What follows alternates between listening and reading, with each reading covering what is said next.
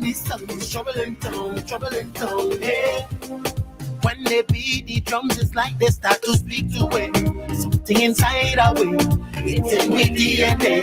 And when they mix the melodies with sweet, sweet harmonies, it make we feel our way. We feel to fly away. From the season start, we anticipating.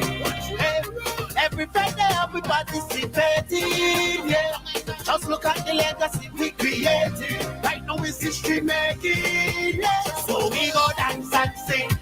Everybody together, watch the vibes we bring. All these costumes and feathers, only queens and kings. We just giving them pressure. It's an island thing, just an island thing. And when the DJ start to the sound, it's trouble in town. The masqueraders that gather round. Trouble in town. And when the big band them coming down, it's trouble in town. What still we see in this song? It's trouble in town, yeah. WEFM, the new fresh sound. WhatsApp us or call us at 457-9997. Activated Mornings on WEFM 99.9 is on now.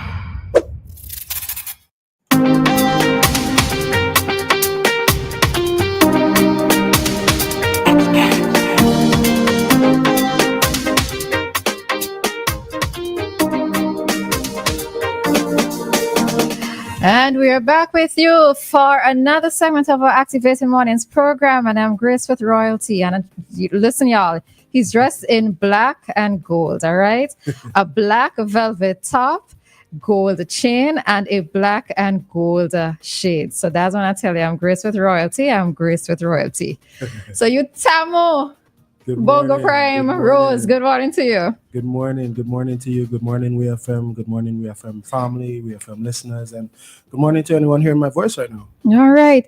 So first off, what does Utamu mean? Utamu is... Utamu, so I was pronouncing it wrong. Okay. Yes, Utamu is a wonderful Swahili name given to me by my parents. It means pleasantness and sweetness in Swahili. Utamu is pleasantness or sweetness, and tamu is pleasant or sweet. Okay, so do you live up to your name? I try to. As best as possible. I try to remain pleasant. I try to remain sweet. All right. So if I ask for a reference, somebody most likely would tell me this. Yeah, they might tell you for sure that Utamu is a pleasant young. Okay. All right. So congrats. First off, let me say congrats on your win, your victory, your success, becoming the Ragga Soca King. And placing second for the soca. Yes, I don't tend to use the word power soca, but soca. Yeah, because it's called the Soca Monarch and then the Ragga Soca Monarch. And thank you so much. Thank you. Been getting a lot of congrats, a lot of words of encouragement, a lot of words of support, and I appreciate it so much. Mm-hmm. And I would say that it's these congratulations that sort of kind of remind you of what you've actually accomplished, because it can be a bit of a overwhelming experience when everybody is reaching out at the same time. Mm-hmm. But gradually as you start to process it, you start to realize that, hey, yeah, you have accomplished something big, and it's good that people recognize that and so on. And I feel that love, I feel that support, and I appreciate it a lot. Okay. So how do you feel? I know that you use the word overwhelmed, but how do you feel? Has it fully soaked in? Like, I did this. I think every time I do something like this, or I talk about it, I realize internally that I still haven't processed it in its entirety as yet. Mm-hmm. But, as time passes, I have, I've been able to, since, Carnival has finished, actually see the performances and actually see what we did. So now I'm starting to connect with it a bit more and realize that, we really did this. So it's starting to soak in just a little bit now. Okay, and you're saying we. So who are you included in your we? Oh, I always say we because, I don't do music alone. I don't accomplish these things alone. I'm talking about my team, my family, my close friends, the people who have been riding with me. When I say we, I'm talking directly about my team. Cuthbert Noel, DXK, that's my producer. The Pixel, that's Elrico Hunt from Island Shack Entertainment. So Dancing the Pixel has a part in this? Definitely. The Pixel and Dimes have a production house called Island Shack Entertainment, which I'm a part of. DXK, my producer, is a part of, and a few other artists and so on that people know about. So definitely, and that's the team when I reference the we, that those are the people that I'm talking about. Others, of course, my close family, my close friends, people that are working with us, of course. So that's why I usually say we. I don't say just me or I, because I don't do it alone. That's good to hear, because I know sometimes when we look at an individual and their success, we attribute it all just to them, because you're the face behind everything. You're the one on the stage doing the performance. But Sure. there's always a support system behind all of us. Of course, and I like to always try to acknowledge that and recognize those people, because I owe a lot to them, and I wouldn't be in the positions that I am in if it weren't for those people also making sacrifices, also making efforts. So I like to just kind of let that language reflect that group effort. Okay, so let's backtrack a little bit, right? Who is Utamu? How long have you been performing, and was this like always your goal? Okay, I started in music about 10 years ago.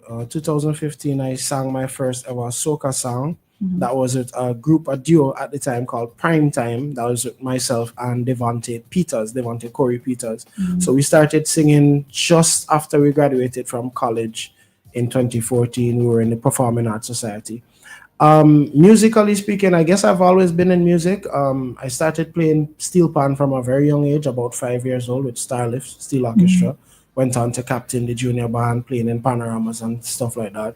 I used to sing in the choir in St. Mary's RC. I was a drummer. Big up, St. as well. Mary's. Yeah, man, St. Mary's alma mater one time, and I guess it's those early exposures kind of grounded me in an appreciation for music, as well as generally in and around my family. I have a pretty well-rounded family in terms of the arts and culture, so those influences were there. I'd say the dream to be a performer was from very early. I remember asking my mom to compete in junior calypso or junior soca at the time, and she said, maybe let's focus on this school for now, because you're already in pan, you're already in so many other extracurriculars, so let's try to see what maybe the future will hold. I don't think I started coming into my own as like an artist or a writer maybe until late grammar school into college, when I joined the Performing Arts Society in college. I think that by then I had enough of my own autonomy to say, okay, I want to do this and I'm going to try this, but also enough confidence that, okay, maybe this is something that I can be good at and try out. So I would say I cut my teeth in performing during that time, and then I started, as I said, in 2015, actually recording songs and putting them out there. Okay, and look at it, 10 years later. Yeah, it's crazy, right? To think about it. But yeah, it's 10 years ago that I did my first ever song. That was with Wetty Beats and Carbon Jams. Those are two producers, should be well known in and around the Vincent and soca space for sure. That was on a rhythm, and I credit Lancelot Gloucester, that's Mad Skull, for introducing me to that grouping of people. He also had a song on that rhythm, Man of the House. So if you're seeing the time span, I was in and around music since around that time. We sang a song called Up It Up on that rhythm. The next year, 2016, I think, was when we had maybe a breakthrough, because we sang a song called I Don't Fit With You, and that song was pretty popular. It got us on stages, got us performing, and really, I guess it enticed me a lot, being a performer, being involved in the music at that level. So I think that's when it kind of cemented in me that, hey, this is something I would really like to pursue. But Utamu, I guess to other people outside of that, wasn't really known for music openly. And I think your personality, like I would not have, because I met you before, and it was afterwards I was like, wait, this is the same person. Because your personality is a little bit, you seem a little bit more reserved, right? I definitely am. Yeah. And I guess a lot of people know Utamu for academics. I placed first in Common Entrance 2006. Well done. I was a top male performer for CXC in 2012. Okay. People know me for academics and academia and a lot of that stuff. So that's Utamu. So I guess it didn't really connect for a lot of people, this particular journey. And I will say that I had to balance it a lot, because pursuing my first set of songs just after finishing college. I was still working at the time, saving up money to go off to study. When we had that breakthrough song in 2016, I went off to university the same year. So we released the song maybe like April, May, ahead of Carnival. We did shows, we performed things like Black Rave, H2O Soca, some of the other live band shows that were there. So we got that early experience. But then by August, I was on a plane to Jamaica to pursue my degree in geography. So during that time studying in Jamaica, I also got a lot of other influences as a performer and, someone interested in cultural studies and arts and so on, because, Jamaica has a very strong cultural appreciation for their culture, which is a bit different from us. They are reggae and dancehall, but there are a lot of similarities in terms of being a performer and learning a lot of things. So I spent time soaking up the Jamaican culture, yes, but also learning from, artists and performers, lots of people in the industry, just having conversations, networking with people and understanding certain things about the industry. And I think even that experience as well also enticed me that, I want to take this on a bigger level in terms of talent and creative expression. Okay. Curious question. You got your early exposure in Pan from YWCA some program? Yeah, because my grandmother... I think maybe that is where I knew you from. Yes, sure. So it would have been there. My grandmother got us also... Granny Rose, yes. Everybody Granny. Yes, everybody Granny. My Granny, but everybody Granny. Yeah. And she is always, like I said, my family is big on the arts and culture. So through her YWCA summer program, she used to have a lot of Pan, and I think a lot of the people who are well established in Pan actually got their start right in that same space. Like Rodney and Rajan. And those are the people that actually introduced me to Pan, because they were, I think, around my sister's age at the time. So these were the people who I was looking at like, I want to, play Pan and get involved. So it's all a part of those influences that kind of pointed me in this direction. So during university, myself and Corey in Primetime, we released a couple of songs. We came back and forth, coming home for Carnival mostly, but you're studying, you're focused on your studies. But we actually competed in Ragga Soca before. Okay. Yeah, 2017, we had a song that was the UA Carnival song called Chip on the Road. And when we came home from UA, we decided, let's enter it and see what's up. Then times, they still had the semi-final format. These were in the early days of E.T. Joshua being like an event space. So the semis were at E.T. Joshua Tarmac. We made it to the finals. And we didn't place that year, but just that experience alone even solidified in me that, hey, if we could do this while we're still university students, we can definitely decide to pursue it. But there was a pause in between there because, just after I graduated in 2019 with my degree, then we had COVID right after in 2020. So it kind of put a pause on a lot of things. Of course, all around the world, we lost a lot of people. A lot of people were affected by it in their various ways. So it kind of had to be like a refocusing for all of us. And at that time, we decided in our group that we were still going to remain in the arts, but take different creative routes. So some of us went into more music production, others went into like videography and photography, and I stuck with the artistry, the writing, and the compiling. So that's when I came back out after COVID and the volcanic eruption in 2021. 2022 is when I really started to put out more music under my name now, Bongo Prime. Okay. So I'm curious because as I said, your personality, seeing you in the streets, in the road, wherever, and your on stage persona is two different things. Does a different side of you come out when you're on stage? Yeah. You feel more alive and everything? What is it? Well, I wouldn't say more alive, but it's definitely a different type of expression, and that's why you see a different side of me. When I'm writing, I go to a different place. I'm expressing myself in a more holistic way, I guess, than I would present myself in, I guess, in conversation or in interaction or in a professional setting. So it really is that type of thing. I don't know if it's an alter ego. I was just going to ask, do you have a Sasha Fierce side of you? Maybe Mutamo and Bongo Prime is his own character. But that's what I try to do in terms of performance, because that's what it should be. I mean, I take a lot of influence from the greats. I love the greats. I like looking at people who are very, very successful in their different fields. And with music, I do the same. I mean, if you look at Bob Marley, for example, and you look at his interviews when he was talking, it's a very reserved, a very wise, a very, calm persona. But you see him on stage and wow, completely different energy. Right. And just in the way he has been transported himself to a different place, he's able to take his audience and his listeners to a different place. And I try to emulate, great performers like that. I mean, Michael Jackson, you look at him and he's talking in his interviews. The whisper. He's whispering. And the sing song way. He wants to keep his vocals calm. Yeah. And he's so shy and so on. He doesn't want the cameras to be on him. But when he's on the stage, Yeah.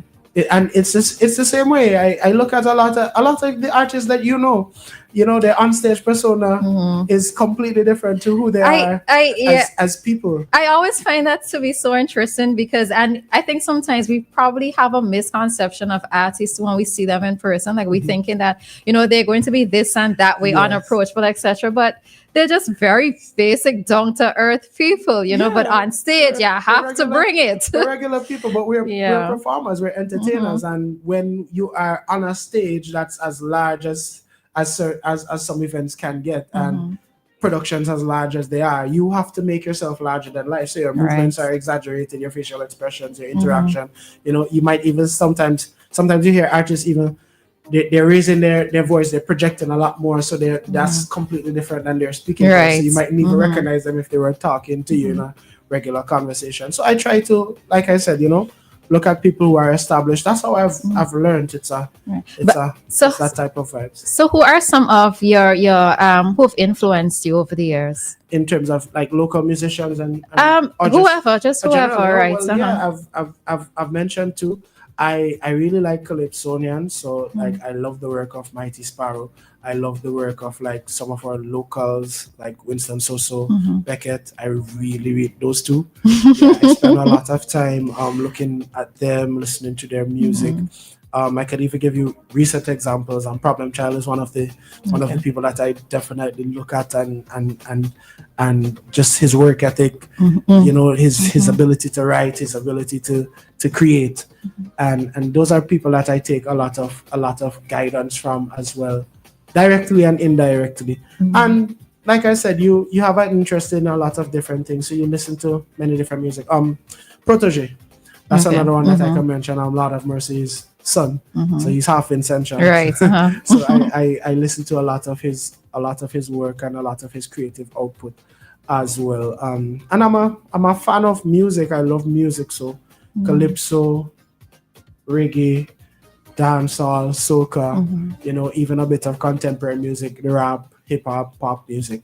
I'll be there. I even take a dabble in, a bit of Afro beats from time to time, just soaking up different influences and seeing what is out there and what types of different expressions people are using and so on. Okay. All right. So one of the things that I note coming out from this is that you are tertiary educated, right? Yes, please. And so there are times when persons have this perception of soca artists in terms of many of them maybe have gotten to the college level, but you've taken it further. How far do you see yourself going, and are you going to try to find a way to marry academics with the soca? Do you think that soca is what you want to pursue full time? What is it? What I understand. I think my goal in life is not to pursue anything full time. Okay. You mean as in no one thing? Yeah. I definitely feel like throughout the course of my life, I've been blessed with a lot of different skills and talents, and it's my duty to explore those to the fullest of their ability. I do think the world is changing as well. Even though I do have a 9-to-5, and I currently do marry academia and music because I lecture at the community college. But I do see myself continuing with music. But I also can see myself continuing with academia. I can see myself pursuing a master's, continuing with academia in that realm, and just finding ways to make positive contributions to society, whether that is through a 9-to-5, whether that is through music, whether that is through, your own business, whatever it is. I think I'm just gonna pursue. Okay.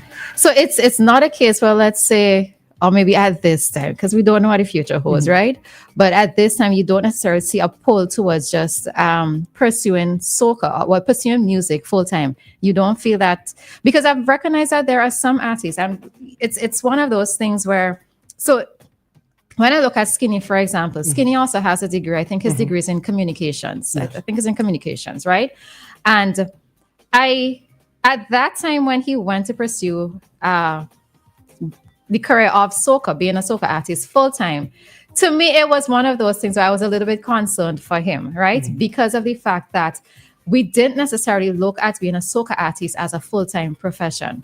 Many persons did do it as something on his side. It's seasonal, let's say for carnival or whenever it is that you get bookings, you fly it. But he made that choice then to say, this is what I'm going to pursue full time. And I've seen that there are many other artists who are now giving up the 9 to 5 so that they can put their entire heart and soul into pursuing and pushing that soca dream or that becoming an artist. What is it for you? It's not there. That pull isn't there as yet, or It's not that pull isn't there, but like I said, in terms of making a commitment towards one particular thing, I throughout the course of my life, I don't think I've done that. okay, I think I've always been able to balance okay, things very well. And like I said, whether my contribution will come through pursuing music, like you say, full time, I still think even while doing that, I will be looking at other things. I might be starting something else. okay, And the thing with music and doing music full time, music is a business. So even though you're pursuing the music itself full time, you will find that persons who are engaged in it full time are actually involved in a lot of other business, whether it be promotion, whether it be events, whether it be trading, you understand? So there has to be some sort of structure right, around that, and that's what I'm building towards. So if I get to that point where I need to commit more of my time towards this, then I guess you could say I will make that switch to pursuing it full time. But currently I still have obligations, I still have things that I'm currently working on, even outside of music. It's just that you're seeing the product of one of the things I've been working on, which is music, in me, actually competing at this level and taking home that victory. But outside of that, even in music, there are still a lot of things that we're working on that you probably haven't seen the result of yet, that perhaps might cause that shift. So I think if you look at it from one side, I am a full-time musician because I don't stop doing music. But at the same time, I still have other things that I'm working on. I think even by maybe later this year, I might be starting another degree. So we'll see how it goes. okay. Well, I mean, I always think that the goal in life, which for me is just to be happy with what you're doing. Like whatever it is that you get up every day, you have to be happy and find some sort of fulfillment with it. Yeah. So if at this point in time, it is the two that you have, and I mean, we don't know what the future can bring, right? Yeah, so that's exactly. nothing is definitely set in stone. But as long as you're waking up every day, enjoying what you're doing, then that has to be the goal of life. Yeah, I try to be present in the moment as much as possible. Like I said, I try to keep my head down, keep working on what I'm working on, and we'll see what the future will bring. But you got to keep working. All right. So the title of this interview is From Lost to Win. All right. And we noted that your father passed a month ago, a month ago. Just a month before the competition. All right. So how because I was looking at your post interview with Crystal. And I wasn't sure if I was reading your facial expressions correctly, but you seemed as if you were holding back. Yeah. Definitely. How is this for you? And I almost felt like, you know what? Why wasn't he just here for the month? Just to see this, just to see that. Yeah, but just to see that. But like I said, we don't know what the future holds. We don't know how things will pan out, and that's what it is. I was holding back in that particular interview because I still had another performance to do. Okay. Remember, that interview was right after the Ragga. All right, I thought it was after the announce. No, all right, okay, right. No, wait. Well, if I was in the purple, then it was right after the Ragga. I can't remember what you had on. Okay, well, one of them was after the announcement. But I was holding back in between because I know I had to keep it together for the second performance. But there were a lot of emotions after the Ragga soca. It was tough. It really was, because like I said, my family in general is very cultural, a lot of different influences, but Dad in particular really was one of my biggest supporters, but also one of my biggest influences in actually getting into music, getting into the arts, getting into culture. Man, when I tell you, so many memories. When I get up on the mornings, it's calypso. You understand? Yeah. It's that type of vibe. Sunday reggae. Okay. You understand? Nighttime. And blasting at full volume, so you Full can't even sleep if you volume, wanted so, to, right? Yeah, you we know those parents. You got to absorb. You got to absorb those influences as much as possible. But like to have that experience in terms of growing up with somebody who's so supportive of that particular dream, it was really, really tough even leading up to it. But I can share something.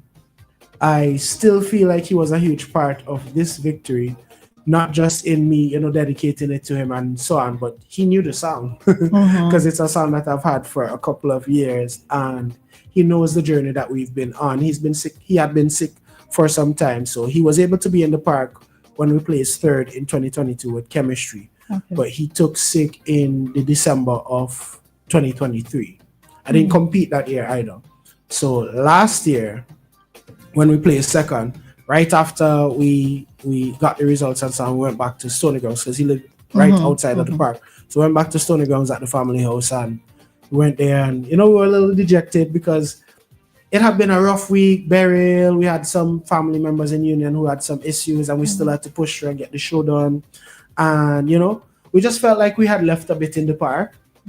And he said, "Man, I don't feel like this was the year for it, but don't worry." And in his words, trouble in tongue and give them trouble next year. And he knew the song, and he was that type of energy, and not just to say in terms of competition. I think what he said went far beyond it. It spoke to me that you're on the right path, you just need to put in a bit more work. And if he, even in his sickness, could recognize that, hey, you need to keep working, you need to keep pushing on, that's exactly what we did. I mean, we were facing what we were facing together, it being what it is. He had a terminal illness. But I still felt that love. I still felt that support. I mean, even when the songs were releasing and so on, he was already on the internet sharing the first set of songs. It's just that, interestingly, he passed the day before the song that you're playing in the background right now released. So he passed on June the 5th, and the song released the very next day because I had an interview on Boom. And the plan was to release the song during this interview and everything and create a bit of buzz around it. But then I lost him just the day before. Still went and did the interview because I was like, okay, let me do this and let me put it out regardless of what we're gonna do. And in going through that grief, in going through that loss, I made some time to call my producer, and he was like, you don't have to do it if you don't want to, but if you're gonna do it, we're behind you 100%. And I think that's all I needed to hear, that if we're doing it, I would have that support from those around me. I think once I knew that, I kind of put that in the back, and we dealt with, of course, funeral arrangements, all of that, because it was a testing time, because Carnival was coming, so flights were gonna be tough for family overseas. And then we were right in the middle of graduation season, so all the churches were booked for an extended period of time. We were able to get a date. We got a date for the 16th of June. We planned a beautiful send-off. We had a really great send-off for that, A lot of the elements, funny enough, that were in my performance were a part of that send-off because that's who you were. So we had the African drums, and all of us were, colorful African clothing and so on.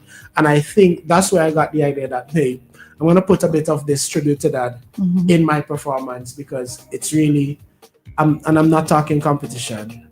I'm talking in terms of what I was presenting and what I was representing. I wanted to give him that as a final thank you. You understand? So that was the idea. After that, my siblings were here, a lot of family members were here, so we made some time to be together and so on. And then I recognized in my head, wait, I'm thinking finals. My boy, you have a semi-final to get through.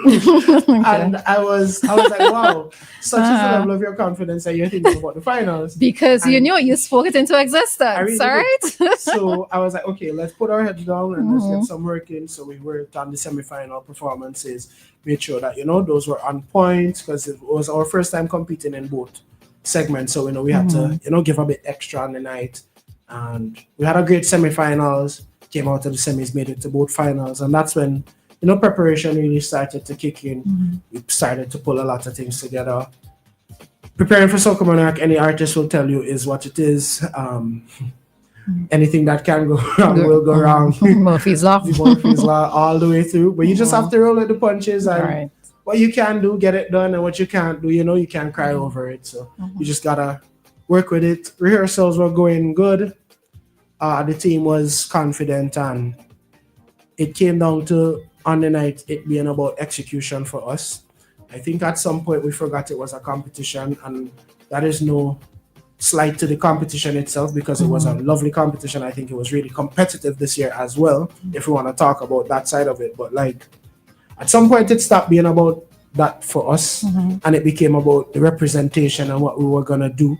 So for the Ragga, it was all about, that lovely representation of us, and me doing my best in a way to, give that final tribute to that. And in the power category, it was about, okay, this is my first time ever in this category. I gotta make a statement. I gotta, show people that Bongo Prime is not just about Ragga Soca, not just about one style. And it's a really, really good But, song too. thank you so much. Really great. So, and I wanted to stay true, not just to what people expect in that category, because like you said, you don't like to call it Power Soca, and it's not called Power Soca. That category is called Soca Monarch. Even though we in Sindins are the ones who are responsible for that Power Soca movement and Ragga Soca, our monarch is called the Soca Monarch. And I wanted to stay true to my style of music and my style of delivery, so that even though the song is fast and it's a quote-unquote Power Soca, I still put melodies in my songs, I still put harmonies in my songs, I still try to deliver what I like. To make it make sense. Yeah, that's my vibes, And as much as I appreciate all styles of music, and I am one of the first to be in with any new wave or anything that's going, because I like to keep my finger on the pulse of what's happening. At the end of the day, I'm gonna represent me and what my creative energy and my creative juices tell me. So when you hear my songs, it sounds like me, because that's what I'm doing, and I'm always gonna represent myself and my identity, because there's nobody who's gonna be better at being me than I am. Right. So I'm gonna be me. Right. Well, I know that though you may not know it or see it, I think your father's presence was with you. And when I saw the performance, I was like, oh, that's the winner. I didn't even wait to finish anything. I was like, oh, that's the winner. And the reason why I said that too is because the presence, the dancers, everybody who was on the stage that night. I told Dianna when we came in on Wednesday that it felt like a Carry Festa type of performance, right? Where you have everybody just there and it's just full and everything. It was very impressive, very, very impressive. I was actually doing some work and I just stopped working and looked at this thing. I was like, yeah, you had to finish what you're doing, but I just had to close down. I just give full attention to it. So that's the tell. You had me captivated. Big up to the team. It was a tight knit team that put that together, and I'll have to call the names. Big up to Cutty, that's my producer again, DXK. Big up to Ashina, that's one of my closest friends, and she's actually a coworker as well, who really assists me in that type of backstage management and really pulling everything together just before getting all of the pieces ready and really making sure that everyone is there. Her friend Jamie as well also really contributed to that. But in terms of that concept, man, when me and Cutty sat down and we really understood what it is that we wanted to go, we decided against even doing any stage prop or anything. We just figured that this would just be a showcase. And the song itself would push it, right? The song itself would do the rest of the work. And it came off beautifully. I saw the performance. Like I said, I made some time. Get a little pat on the back. And I couldn't even give myself a pat on the back, because I'm gonna be very honest with you.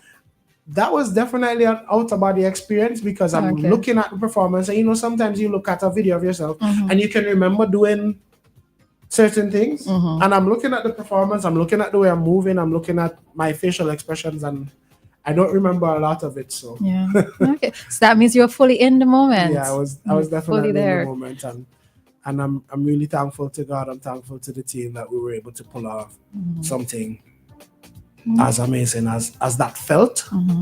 And the result is what it is. But I I think I would have felt this way regardless. Okay. Good job. Good for you. All right. So, Bongo, we do have to wrap up this interview at this time, but is there Okay. anything final? Yeah, we could have gone for a while longer. That's Yeah, true. we could have. All It's been right. great chatting with you, Roleza. Yeah. It's been great being on WEFM this morning. I would also share that this is a radio station that my dad visited quite a bit, so it's good to be here and Okay. sitting and doing something. So that maybe he his might have presence done. is here again too. Maybe it's he took some photos right outside. Okay. Right outside that we use, man. So yeah, one love to everybody listening to my voice. Thank you, St. Vincent and the Grenadines, for your support. I'll do my best as Bongo Prime to continue giving you great music, to continue representing the culture, being an ambassador for St. Vincent and the Grenadines, and representing my people. Voice of your 2025 Ragga Soca Monarch King. Signing off. Much love to all the people. Lord, I feel like we should have do like a drop, recorder to do a little drop for activated mornings. We're going to figure it out. If you want it, you can just clip this, right? Voice of the Man Bongo Prime representing for activated mornings on WEFM 99.9. All right. And with that, we've come to the conclusion or the end of our interview with Utamo Bongo Prime Rose. All right. And indeed, it was a pleasure being interviewing you this morning. And of course, we wish you nothing but the very best from here on out. All right. So, yeah, I'm smiling this morning. Good stuff. Oh, and just to know that somebody on the WhatsApp was saying good luck to you as well. All right. So, yeah. All right, thank you. All right. You're welcome.